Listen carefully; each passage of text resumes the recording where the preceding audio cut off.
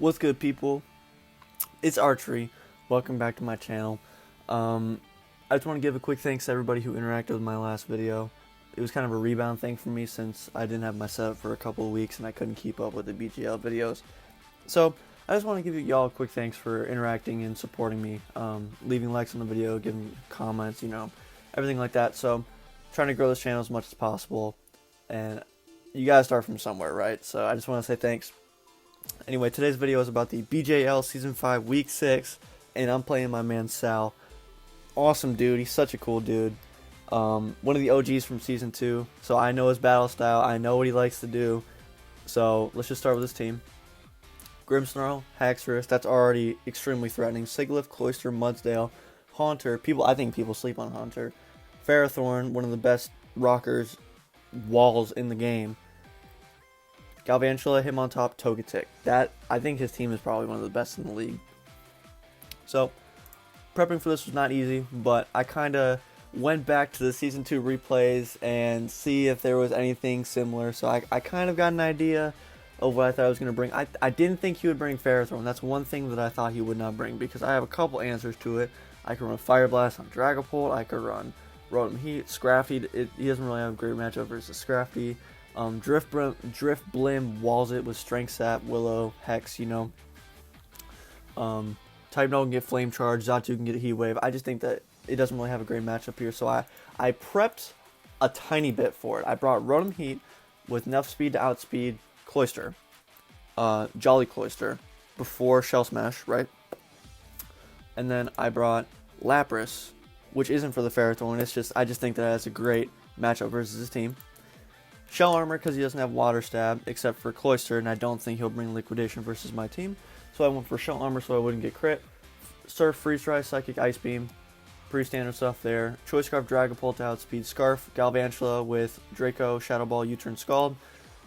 Type Null making its BGL Season 5 debut, you already know. Swords Dance, Crush Claw, Flame Charge, Shadow Claw. Standard stuff. I think that this has a potential to sweep, and I was team building, and I'm like, wow, it might. And I didn't really have any other reason to put nothing but max HP and attack, so that's pretty standard there too.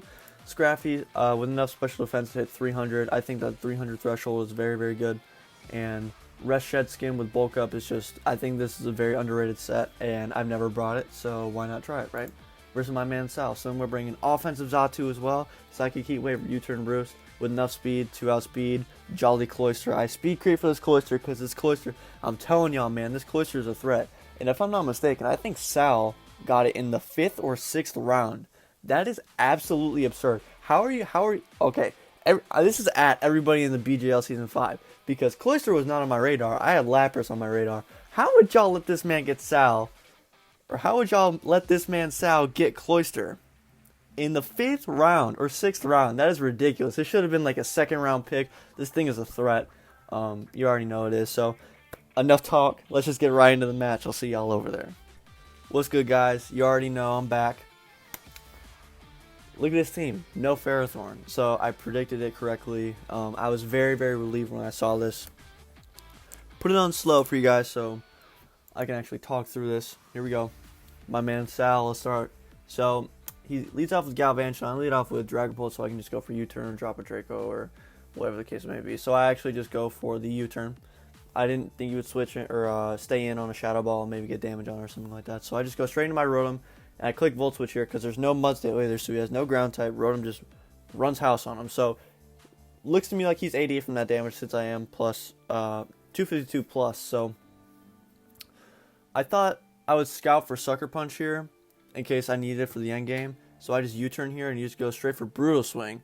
Very interesting prep on his part.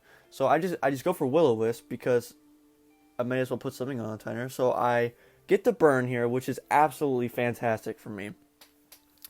And he goes for CC, just trying to get some damage. So I just stay in, and I go for the Volt Switch because there's no reason for me not to. And that's doing 28 to Haxorus. So I knew that this had little to no bulk in it. So I just go straight into Lapras because I know that nothing that he wants to do just really wants to OHKO me. So I just go straight for the Freeze Dry in case he switches into Cloyster. He goes for Drain Punch.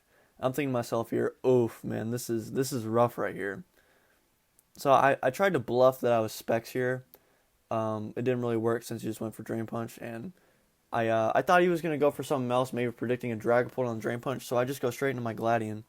And he goes for Bulk Up here, which is no bueno for me. I just go straight for the Flame Charge, thinking that he was going to go something else, and maybe I was going to catch him off guard. But the Crush Claw gets the defense drop. And he just goes straight for Drain Punch. Heals it all the way up. Right now, this is not good for me. I just go for another one, just to try and get some damage on this, get it as low as possible, so I can just come in with something else and try and revenge kill it with something. So I do just that, and I go straight into my Rotom Heat, because I know I outspeed it. And I just go straight for Volt Switch, if I'm not mistaken. Which I do. And on the AV, hit him on top. Again, I know he's AV because of that damage. So I go straight into this. And I think I click Draco here. No, I switch out into Lapras. Because he went into Togetic. And that wasn't actually a read. I think I was trying to scout for something. I think I was trying to scout for Sucker Punch right there. In case he tried to overpredict the first time or something like that. So I just go straight for the Freeze Dry, because it hits everything on his team. There's no reason for me not to go for Freeze Dry. And he goes into Hitmontop, and he doesn't KO my Lapras because of the burn. So the burn call was probably one of the best calls I made in this game, because I would have lost Rotom and Lapras to this thing if I didn't burn it. So that's pretty good.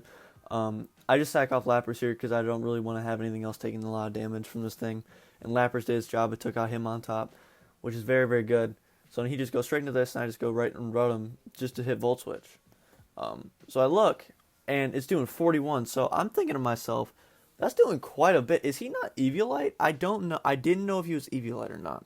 So I was doing some calcs here, and Heat Wave covers all my options, and I didn't want him to go into Grimmsnarl for free, or else Psychic would have been doing more. But I can't risk him going Grimmsnarl on this, because then I'm forced to U-turn, and somebody's going to be taking a big hit, and Rotom's in a little bit of a range, so we're doing a little bit of a stall match right now. I'm just trying to see if I can catch a burn, maybe, although I have gotten pretty lucky with the Crush Claw defense drops, but I was just kind of fishing for a burn here. Just roosting, Heat Waving. I couldn't let him switch into Grimmsnarl for free, like I said, because I only have Psychic U-turn and Heat Wave here. So I'm just going for the Heat Waves. He's going for Gleam. I went for another Heat Wave here just to try and make him roost, but then I just roost here. I almost sacked this thing off and went for Heat Wave, and if I would have gotten the burn on this, that would have been actually incredible. I think I would have won the game outright right there, but he goes for the Outrage. I don't think the crit mattered. I had not a lot of investment, so I just go straight into this, and I click Draco because there's no reason for me not to, and he overpredicts and stays in. He had two Fairy types. He could have switched, but he overpredicted, I think, and stayed in, so he goes into Grimmsnarl now, forces me to switch out. So something's taking a big hit here. It's actually Rotom, so that's really unfortunate, but it's all good. So I just go straight for Overheat in case he wants to switch out, and I knew Volt Switch probably wouldn't kill it, so I had to go for the big boy play and risk the miss.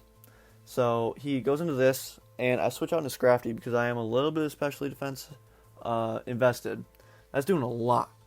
And I realized that, and I'm like, okay, so is he like Magnet? Or is he Specs? Or what is he? I don't know. So I go straight for the knockoff and get this thing's Eviolite out here. So he was in fact Eviolite. Sack off this.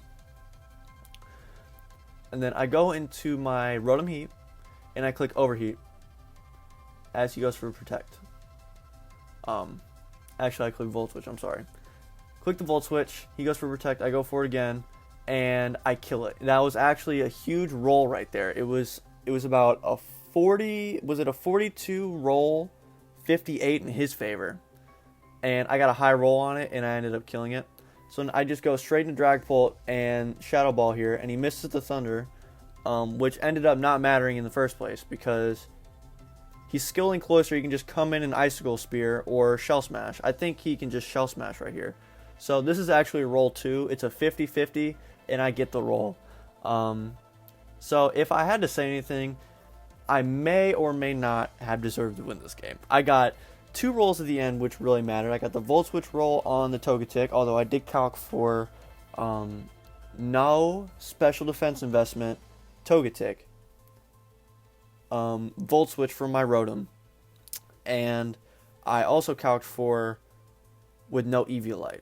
So and it was like it was close. Like the roll would have been like maybe 61 to 66. So technically, I did get a high roll there, and then I got the roll on Cloister. It was like a 92 to 108 roll, and I needed to flip a coin. If it landed heads, like it was just a coin flip for me.